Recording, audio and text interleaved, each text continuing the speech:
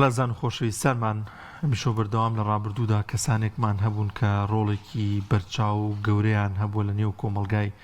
کوردیدا بە گوێرەی ناوچە و ئەو شوێنی کە تیایدا ژیاوە. لە پەیامی ڕۆژ لە بەرنامی پەیامی ڕۆژ هەمیشە بەردەوام گرنگی بەم جۆرە کەسایەتیانە دەدەین. ئەم جارە کە ئەمڕۆ ساڵیادی کۆچی مامۆستا سەید ئەحمەدی بانخواست و کەسایەتی کۆمەڵایەتیە لە دەڤەری ڕاپەڕین لە ڕابردوودا ڕۆڵێکی بەرچاوی هەبووە لە ئاشتەوایی کۆمەڵایەتی، لە بانخوازی، لە کاری پەروەردەیی، لە کاری سیاسی کە کۆمەڵگا پێویستی بوو بێت ئەو وجودی هەبووە. گفتوگۆی زیاتر دەکەین لەسەر ژیان و کارکردنی مامۆستا میوانداری زۆر بەڕێز مامۆستا محەممەد شاڵی کە بە شێوازێکی ڕاستەوخۆ لە ڕانیۆ لەگەڵمانەوە هاوکات هاوڕێی مامۆستای کۆچ کردوشە. مامۆستا گیانسڵاوی خوا لێبێ، سپاس بۆم دەرفەتە. سڵاوی خوارێ ئەوەی بەڕێز و خۆشەویست بەڕێزان خۆشەویستانم لە کەناڵی ئاسمانی پەیام سەلام هەیە بۆ سەرجەم خۆشەویستان و برایان و خوشکان کە ماندووینە ناسانە بە تایبەتی ئێوەی بەڕێز لەو بەیانیە جوانەدا دێنە سەرخەت بۆەوەی کە چۆن دەڵێ ئەو ڕوودا و ئەو حەدەسانە بۆ خەڵک بوازنەوە و بەڕاستی ئومێدەوارم بەرنامەکەتان خوا پشتیوان بێت، بەردەوام بێت و سەربەرز و سەرکەوتۆ بن. زۆر سپاس. مامۆستا گیان خۆشەویستی ینی با من لە کۆچکرد وەفاتکردنەکەیەوە دەست پێ بکەم. خۆشەویستی ئەو خەڵکە و ئامادەبوونیان لە نوێژی مامۆستایە نوێژی مردنیدا بۆ چیە گەڕێتەوە کە بێ جیاوازی هیچ ئینتیمایەک خەڵکانێکی زۆر لە دەڤەری ڕاپەڕین ئامادەیان هەبوو ئەو کاتە؟ بەڵێ وەڵا وەکو جەنابەت فەرمووت ئەو حەشاماتەی کە بۆ برای ئازیز و خۆشەویستمان کۆچ کردو کاک سەید ئەحمەد کە لێرەوە دەڵێم اللهم بلغه منازل الشهداء، خوایە بیگەێنی بە پلەی شەهیدانی ئینشاء الله ئەو پیاوە، چونکە لە دیدی ئێمەدا بەڕاستی بە مستحقی ئەوەی دەزانین کە بە شەهید حساب بێت، چونکە زۆر جاران ئەم پیاوە تووشی کۆمەڵێک ڕوودا و کۆمەڵێک چۆن دەڵی تەنگژە بووە کە وا دەزانم ئینشاء الله گەیشتۆتە ئەو پلە و مەقامە بە تایبەتی لە کۆتاییەکەیدا کە بە نەخۆشی وەفاتی کرد. و بەڕاستی ئەم پیاوە ئەوەی کە کۆبووەوە بۆی ئەمە لێت ناشێرمەوە وەکو خۆمان بەلامانەوە زۆر زۆر چۆن دەڵی ئاسایی و نۆرماڵ و بەڵکو زیاتریش بوو، لەبەر ئەوەی کە دەتوانم بڵێم کاک سەید ئەحمەد کەسایەتێکی جیاواز بوو لە دەڤەرەکە، لە هەموو ڕۆکانەوە جیاواز بوو، حتا کە بڵین لە خودی ئەو چۆن دەڵی گەش و گۆڵی و لە ڕووی ئەم قسە خۆش و لە ڕووی ئەم باوەشکردنەوەی بۆ هەموو لایەک کە بە تایبەتی معلومی جەنابتە لە کات و ساتی چۆن دەڵی حاڵەتی بانکخوازیدا کە ئینسان هەر کە شوێن پێغەمبەری ئازیز دەکەوێ ئەگەر بە کەلیمەیەکی شتێک بزانێت دەبێ دەوری بانخوازی ببینی، بانخوازیش دەبێ ئەو پەڕی حیکمت بەکاربێنی بۆی خەڵک ئەو ئیسلامە جوانە کە بۆ خۆی چەندە جوانە ئاوا بە جوانی نیشان بدرێت. دەتوانم بڵێم کاک سەید ئەحمەد ینی بە زیادەوە ئەو تێکەڵای و خۆشەویستی لەگەڵ خەڵکدا هەبوو، بۆیە خەڵک بەبێ جیاوازی کاتێکە بیستیان مەرجی ینی بیستیان وەفاتی کردووە دەتوانم بڵێم هەر کەس لەبەر خۆیەوە ئەو مشورەی خوارد و هەر کەس لەبەر خۆیەوە دەتوانم بڵێم پەیوەندیەکانیان ڕاگەیان بۆی خەڵک ئامادە بێکە معلومی جەنابتە بۆ خۆشتان بینیتان کە وا دەزانم ئەلحەمدولیلا وەکو چۆن یەکێک لە ئیمامەکان دەڵێ ئەو کاتە دەردەکەوێت کە خەڵک وەفات دەکات خۆ چەند خەڵک لەسەر جەنازەکەی ئامادە دەبن کە بەڕاستی ئەلحەمدولیلا لەو ڕۆیە دەڵێم ئەلحەمدولیلا کە خەڵکیشی زۆرمان بینی کە ئەوش جێی شانازی و دڵخۆشی بوو و نیشانەی ئەوەش بوو کە کاک سەید ئەحمەد بەڕاستی چۆن دەڵێ مڵکی هەموو لایەک بوو و هەموو کەس بە ئیخۆی دەزانی. بەڵێ مامۆستا تەمان هەر بۆ بیرخستنەوەیەکی بینەرانمان مامۆستا سەید ئەحمەد ساڵی 1957 لەدایک بووە، لە 12 ساڵی 2023 کۆچی دواییان کردووە، تەمەنی تەنیا 66 ساڵ بوو، بە نەخۆشیش کۆچی دوایی کردووە و خەڵکی گوندێک بووە کە ئێستا بەهۆی بەنداوی دوکانەوە گوندەکان کەوتۆتە ژێر با بڵێن دەریاچی دوکانەوە، ئەویش گوندی قوڕژەیە ئەگەر هەڵە نەبم. باست لەوە کرد مامۆستا کە مامۆستا سەید ئەحمەد پیاوێکی وەکو بڵی تایبەتمەندێکی خۆی هەبووە جیاواز بووە من ئەمێ زیاتر لە بابەتی دووشتانی کە جەنابەت هاوڕێ بووی قسەی لەسەر بکەین بە کورتی یەکەم مامۆستا لە ڕووی بانخوازی و کاری ئیسلامی و خۆیەکلاکردنەوەی بۆ ئەم کاروانە چۆن بوو و لە شان بەشان ئەمە پیاوێکی کۆمەڵایەتی بوو مامۆستا سەید ئەحمەد چۆن توانی بووی ئەم دوو با بڵێن دوو چەمکە و ئەم دوو ئیشە گرنگە پێکەوە ئاوێتە بکات و لە هەردووکیانە بتوانێت ئەسپی خۆی تاو بدات و سەرکەوتوو بێت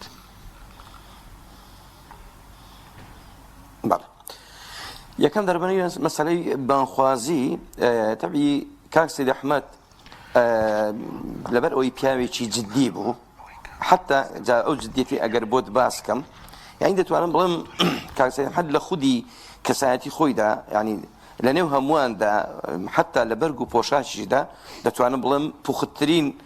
برامان بوو و چۆن دەڵێی ڕازاوەترین و جوانترین شت ئەگەر کەسێک حتا کە بیویستایە قوماشێک بکڕێ پێی خۆش بوو پرس بە ئەو بکا بڵێ داخۆ ئەم قوماشە چۆن کڕیوە و لەکوێت کڕیوە و یعنی بەڕاستی ئەوەندە پوخت بوو حتا بۆ معلوماتت لە خودی خۆشیدا کاک سەید ئەحمەد ئەگەر باتە بە ئیحتیمامەوە شتی بنووسی باە دەسوخەتێکی ئەوەندە جوان و یعنی چۆن دەڵێ پوختی هەبوو سەر سوڕ دەمێنێت یعنی وەکو دەڵی چاپە ئەوەی کاو پیاوە دەینووسێ بۆیە لەگەڵ ئەوەشدا ئەم ڕوحەتی بانخوازیش کە هەی بوو هەمووی بەهۆی ئەو جدیات و ئەو چۆن دەڵێ پوختی و نەختی کە هەی بوو ڕاستە لەوانەیە لە زۆر بواردا شارەزایی یەکجار زۆری نەبوو بێ بەڵام ئەوەندەی کە لی دەزانی بەهۆی ئەم سەلیقە جوانەوە بەهۆی ئەم دەموچاوە گەشە جوانە یعنی ماشاءڵڵا جاری وایە خۆ زۆر کەسەیە دەیەوێت زۆر خۆی بەرەو پێشبەرێ زۆر هەوڵدا بەڵام ئەم پیاوە بەبێ ئەم هەوڵ و کۆششانەش لە دڵی خەڵکدا خۆشەویست بوو ئەگەر هەر دوو قسەی بکردایە ئاەتێکی بخوێندایەوە ئەم ئاەتە کاریگەری زۆر لە دڵی خەڵکدا دەبوو بێگومان بانکخوازیش و بانگەواز لەکوێدا دەکرێت لەناو کۆمەڵان و لەناو خەڵکدا دەکرێت کۆمەڵانی خەڵکدا دەکرێت جا ئەم بابەتی کۆمەڵایەتیەش وەکو باسم کرد من لە زۆر شوێنان لە زۆر مەوقیفان لەگەڵیدا بووم یعنی پێویستی نەدەکرد تۆ بڵێ ئەوە فڵان مامۆستایە ئێستامە زۆر بانک کەسمان هەیە زۆر بانخوازمان هەیە لەوانەیە مەگەر لە کەناڵەکانەوە دەرکەوێ دەنا خەڵک نایناسێ بەس ئەم کاک سەید ئەحمەد کە ئێمە لە هەر جێگایەک پێکەوە بووین لە هەر شوێنێک لە هەر جێگایەک باە خەڵک ڕاستەوخۆ پێشخۆی دەخست خەڵک ڕاستەوخۆ دەیناسیەوە خەڵک بەسەر و سیما دەیناسیەوە کەەوە مامۆستایە جا بۆیە بەڕاستی ئەم دوو بابەتە کە معلومی جەنابدا بانخوازی لەناو چێدا دەکرێت لەناو خەڵکدا دەکرێت و ئەویش ڕاستی زۆر کۆمەڵایەتی بوو جا ئەم وشەی کۆمەڵایەتیش من وەکو خۆم وەکو زۆر جار لە خەڵکی ئەوەشم بیستوە بەتوانا و لە بواری کۆمەڵایەتیە کە قسەی کردو کە گوتت کۆمەڵایەتی یعنی چی؟ یعنی لەگەڵ هەموو کۆمەڵانی خەڵک بڕوان پێ دەکەی لە مەسئولێکەوە بگرێ هەتا پورێکی بەڕێز بە تەمەن هەتا منداڵێک ئەمە زۆر لە ئەو منداڵانە کە هەبوو هیچێک لەو منداڵان کە کاک سەید ئەحمەد زۆر زاد دەچوینە ماڵیان هەر یەکەی ناویی لێ نابوون یەکێک لەو منداڵانە پێی دەگوت نقڵ ینی چونکە هێندە وەکو بڵێ تۆ شیرینی تۆ خۆشەویستی ئێستاش هەر لە یادی ناچێتەوە و چۆن دەڵێ ئەم زمانە شیرنە و ئەم زمانە پاکەی ئەم پیاوە تەسیری زۆر زۆری کردبوو لە سەر دڵ و دەرونی خەڵک و دەتوانم بڵێم ئەم پیاوە لە هەر شوێنێک باە کە داواکاریە قسەیەک سڵح و سەلاحەتێکە باە ڕێزی لە ڕێز زۆر لە قسەکەی دەگیرا و قسەکەی بە هەند وەردەگیرا بەڕاستی بەڵێ مامۆستا باز لەو دەکرێت کە هاوڕێ و کەسە نزیکانی بوون نەگەر کێشەیەک یاخود دەمەقاڵێک لە نێوان خێزانێک لە نێوان عەشیرەتێک ڕووی بدایە یعنی کۆڵنە دەربوو مامۆستا بۆ چارەسەرکردنی ئەو کێشەیە یعنی ئەمە سیفەتێکی زۆر زۆر گرنگە کەم کەزەیە ینی لەوانێ لە مەرحەلەیەکە ئیدی کۆتایی پێبێنێت و ینی بڵێت چارەسەر نامێ بەڵام ئەم هەر ینی کۆڵینە تاوەکوی کە ڕێگە چارەیەک چارەسەرێک بۆ ئەو کێشەی کە هەیە بدۆزێتەوە ئاشتی بەرقەرارکە لە نێوان و خێزان لە نێوانە و عەشیرەت لە نێوانە و کەسانی کە هەن ئەمە چۆنی بوو لە سیفەتی مامۆستایدا بەڵێ وەکو باسم کرد کاک سەید ئەحمەد ئەم جدیات و پەرۆشیەی کە هەی بوو ینی ماشەڵڵا پەرۆشیی یەکجار زۆری هەبوو بۆ هەموو ئەو گرفت و ناڕەحەتیانەی کە تووشی هەر کەسێک دەبوو بڕوان پێ دەکەی یانی لە سنوورێکی و جوغزێکی تەسکدا ئەم پیاوە ئیشی نەدەکرد بڕوان پێ دەکەی ئەگەر بڵێم تا سعات 2 شەو لە چۆن دەڵێ لە کێشە و گرفتی خەڵکدا دەبوو جاری وا هەبووە بەس بۆەوەی کە ینی بۆ نمونە کێشە خێزانیەکان بۆی کاتێکە لەو شەوەدا ئەم پیا و ئافرەتە بە یەکەوە بەجێ دێڵێ کۆتاییەکەیان چۆن دەڵێ باوەش لێکدان بێ یەکتر خۆشەویست ینی چۆن دەڵێ ئەو خۆشەویستەی کە هەبووە کاتی خۆی و نەماوە ئێستا بەهۆی ئەم گرفتانە بەڕاستی ئەو بیجێڕێتەوە زۆر شتەیە کە لە ژیانی کاک سەید ئەحمەددا کە باسی بکەم یەکێک لەو شتانە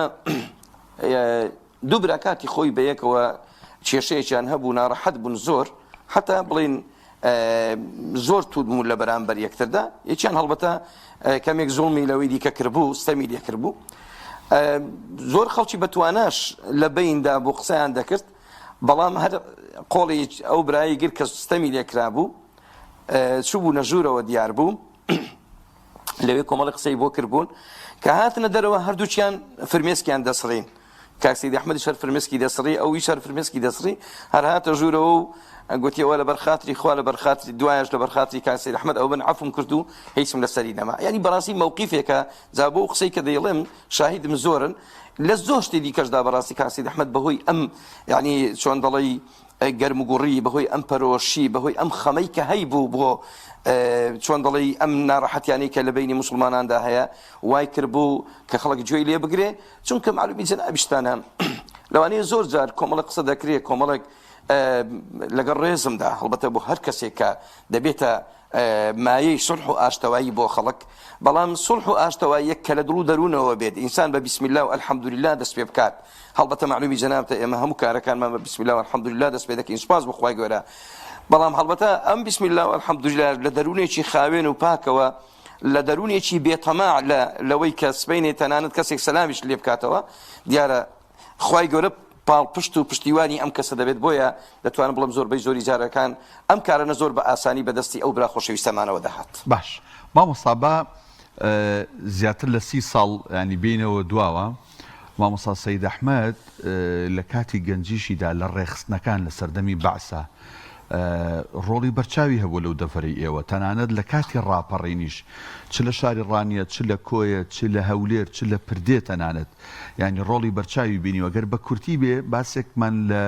کاری ڕێخستن و پەیوەندی بە کاری ئیسلامی و ڕابوونی ئیسلامی و ڕاپەڕین و دوای ڕاپەڕین شەو بۆ بکەیت بەڵێ وەکو معلومی جەنابتە کاک سەید ئەحمەد وەکو جەنابەت باس کرد یەکێکە لە کادیرە دێرینەکان و ئەوەش بە شایدی چێ بە شایدی ئەو کەسانی کە لە ئەو دەڤەرە ژیاون لە نمونەی مامۆستا تاهای کفرەدۆڵی لە نمونەی مامۆستا سدیقی بۆڵی لە نمونەی زۆر لەو برانەی کە کۆمەڵێک برامان هەر چۆن دەڵێ بێسەر و شوێن بوون کاتی خۆی لە ڕاپەڕینی پێش ڕاپەڕین کە کاتی خۆی کە کۆمەڵێک خەڵک لەو دەڤەری ڕاپەڕین هەستان دژی ڕژێمی بەعس و ئەوانە ئەویش یەکێک بوو لە داواکراوەکان بەڵام خۆی تەبارەک و تەعالە دیارە ئەوی پاراستووە و دوایش لە سەردەمی ڕاپەڕینیشدا ئەم پیاوە بەڕاستی یەکێک بوو لە دۆستەکانی وە لە نزیکەکانی مامۆستا شەریف کە مامۆستا شەریفی ڕەحمەتی زۆر متمانەی پێ هەیە بۆ زۆری خۆشەویست بە سیفەتیەوەی هەردووچیان کە مامۆستا شەریف خەڵکی خدران و زۆرتر بنەماڵ و کەس و کار و ئەوانەیان هەموو لە چوار قوڕنە بووە و کاک سەید ئەحمەدیش یعنی وەکو بە خۆ دەزانی پیاوێک بوو هەر کەسێک بیبینی بایە هەر لە خۆ خۆشت دەویست وە دەزانی دۆستێکی نزیکتە بۆیە کاک سەید ئەحمەدیش هەر لە سەرەتاوە دەتوانم بڵێم لەو کاروانەدا بەشدار بووە و ڕۆڵێکی زۆر کاریگەری بینیەوە یەکێکە لەو کەسانی کە لە ڕووی ڕێخستنیشەوە دەتوانم بڵێم کە کەسێک یان پێم وایە هەر کەسێک کە بیەوێ لەناو خەڵک و جەماوەردا یان بتوانێت پاڵپشتی بۆ خۆی زۆرکە پێویستە کەسێکی ئاوا ڕووگەش و خۆشەویست و مەحبوب بێ هەڵبەتە ئەوەش وا دەزانم هەندێکی بە کەسبە دەبێت کەسبی بکەی و بە ئەسالیبی خۆت پەیداکەی هەندێکیش هەر خواپێدانە ئەم پیاوە بەڕاستی خواپێدانێک بوو لەو ڕۆوە بۆیە دەتوانم بڵێم لە هەردوو ڕۆکانەوە زۆر ڕۆڵی گرنگ و کاریگەری بینیوە و من وەکو خۆم زۆر مووقیفی وام لێ بینیوە لەو پیاوە ئەگەر ئێوە سەیری دەگرت سەیری کاک سەید ئەحمەد بکردا دەتگوت لەوانەیە پیاوێکە بەس دەتوانێت سەلام و کەلام و هەندێک شتی هەبێت بەس ئێمە بۆ خۆ دەزانی قۆناغی زۆرمان تێپەڕاندن بە تایبەتی حتا ئەو کاتانەی کە ئەمریکیەکان هاتن بۆ شوێنەکانی ئێمە لە مەڵبندی ئێمەمە لە دەرەوەی مەڵبندی کاتێکە ئەمریکیەکان هاتن بەڵام کاک سەید ئەحمەد کاتێک لە دەرەوە بووین کەسێک لە دەرەوە بایە لەو کاتە نەدەچۆ بچێت داخۆ چیان دەوێت بەڵام ئەو پیاوەمە لەو کاتەدا ماشەڵڵا بە یەکەوە بووین لە جیرانەکانی مەڵبند کاک سەید ئەحمەد گوتی با بڕۆینەوە بۆ ناو مەڵبند چوینەوە کە ئەمریکیەکان لێوە بوون معلومی جەناب تا ئەو کاتە هیچ زمانێک نەبوو بۆی کار یەکسەر نادگرن و نادبن چۆن دەڵی بدگرن چکە ئەو کاتە جەنابی مامۆستا ئەوانی هەموو لە سزندا بوون و وەزعەکە زۆر ناخۆش بوو بەڵام ئەم پیاوە نەیدەزانی ترس چییە نەیدەزانی تەوەکولی یەکجار لەسەر خوا هەبوو بەڕاستی پیاوی مەیدان و مەوقیفەکان بوو ئەوەی کە دەژڵێم من یەک عادەتم هەیە زۆر کەم وایە چۆن دەڵی زیاد پێلێنم ئەوەی کە دەیڵێم ئێستا ینی کەمتریشە لەو مەوقیفانی کە لە کاک سەید ئەحمەدم بینیوە بەڕاستی ڕۆڵ و کاریگەریی یەکجار زۆری هەبووە ئەو پیاوە بەڵێ مامۆستا ئەم گێڕانەوەی ژیان و تێکۆشان و ئەو خۆشەویستی خەڵکی بۆ مامۆستا ینی بۆ ئێمە چ گرنگێکی هەیە بۆ ئێمە چ پندوانەیەکی تێدایە بۆ ژیانمان بۆی کە بەو ڕێچکەیەدا بڕووین بەڵێ وەڵا بێگومان معنەوی جەناب تا ئێمە زۆر لە زۆر مەوقیفاندا زۆر پیاوی ناوازە و چۆن دەڵێ ئاوامان هەن کە لە ئێستاشدا زۆر جار بە نمونە بیانهێنینەوە بۆی خەڵک ئەو بۆ خۆی ئیسلامەکە جوانە پەیامێکی گەورەیە پەیامێکی بەرزە بەڵام هەڵگرانی ئەو پەیامەش چەندە جوان ئەو پەیامە ئەدا بکەن ئەوەندە خەڵک زیاتر دەتوانی بەهۆی ئەوە بڵێ ئەوەش شاهیدمان ئەوەش مامۆستا عەبدوڵڵای قەسرێمان شاهیدە ئەوەش مامۆستا جەمالی شەهیدمان شاهیدە ئەوەش کاک سەید ئەحمەدمان شاهیدە ئەگەر نمونەیەک بجێڕمەوە جارێک لە جاران لە بینی دوو کەسدا ینی خوشک و برایەک بوون دیار بوو برایەکە پێی خۆش بوو ئەو خێزانیشی ئیش لەگەڵ ئەو ڕابوونە ئیسلامی بکە بەڵام دیار بوو ئەو بە شێوازێکی دیکە بیری لێکردبەوە دەیگوت مامۆستا من بەو لایەدا نایەم و هەر بۆ خۆم تاعەت و عیبادەتی خۆم دەکەم و زۆرم پێ ڕاست و ئەوە نییە و زۆرم پێ چاک نییە و منیش وەڵی یە قسەم کردن ها نمونەیەکم بەس بە شەهید مامۆستا عەبدوڵڵای قەسرێ نایوتم ئەدی ئەگەر مامۆستا عەبدوڵڵای قەسرێ لەگەڵ بێت ئافرەتان بخۆ دەزانی عادەتیان چۆنە هەر کۆمەڵێک قسەی کردن و بە قوربان و بە سەدەقە و گوتی مامۆستا ئەوە لە ئەو پیان بۆ ئی زیندان بۆ خۆتان بۆ کوێی دەبەن ببەن مادام پیاوی وەک مامۆستا عەبدوڵڵای قەسرێ لە گەڵ ئەو ڕابوونە ئیسلامیە بەڕاستی کاک سەید ئەحمەد دەتوانم بڵێم ئەو قسانەی لە ئەوم بیستووە من ناتوانم بیان کەم وەکو خۆم بڕوان پێ دەکەی یعنی جارە بۆ ئاوا باوەشی لە کەسێک داوە بەخۆیەوە گوشیوە گوتێتی ئای چەندم خۆش دەوی چەند جار یعنی دەتوانم بڵێم بەو کەسانی کە لە دەوری بوون بە وشەی بە قوربانت بم چەند جار دەیگوت قوربانتم بە قوربانت بم فڵان کەس قوربانی غیرەتت بم قوربانی دەرسەکانت بم یعنی کۆمەڵ کشتی هەبوو ئەم پیاوە کە جێگەی شانازی بوو بۆی ئەم پێم وایە هەڵگرانی ئەو پەیامە ینی دەبێ بە هەمان شێوە چونکە تۆ بە ئەم داعوە و بانگەوازی دیکەی ئەم کۆمەڵایەتی بوونەی تۆ لە ناو خەڵکدا قازانجەکەی لە کۆتاییەکیدا بۆ تۆ دەگەڕێتەوە چونکە بەڕاستی هەر کەسێک بەهۆی تۆوە نزیک بێتەوە لەو کارە جوانەی لەو ڕابوونە ئیسلامی پشتیوانی ئەو ڕابوونە جوانە بکە پشتیوانی ئەو منهەجە جوانەی منهەجە جوان نەخواییە بکە قازانجە بۆ تۆ خەیر من الدنیا وما فيها بۆ تۆ باشترە لە دنیا و لەوەی کە تێدایە بۆیە بەڕاستی ئێمە زۆر زەرورە یەکەم ئەم پیاوانە و باقی برم پیاوانی دیکەش لەبیر نەکرێن یەکەم لە دڵ و دەرونی خۆماندا دووەمیش هەتا بکرێ ئەو چۆن دەڵێ چاکانەی کەوان کردویانە لە خۆمانیدا ڕەنگ پێ بدەینەوە بۆی زیاتر خۆشەویستی جەماوەر بەرەو چۆن دەڵێ ئەو سەحوە ئیسلامیە و بەرام چۆن دەڵێ بەرەو ئەو خزمەتە ئیسلامیە هەنگاو بنێ ئینشاءالله. باش زۆر سپاس بۆ بەڕێز مامۆستا محەممەد شاڵی هاوڕێی مامۆستای کۆچ کردو خۆی گەورە لە مامۆستای عزیزیش خۆش بێت و جێگەی بەهەش بێت ئینشاءالله.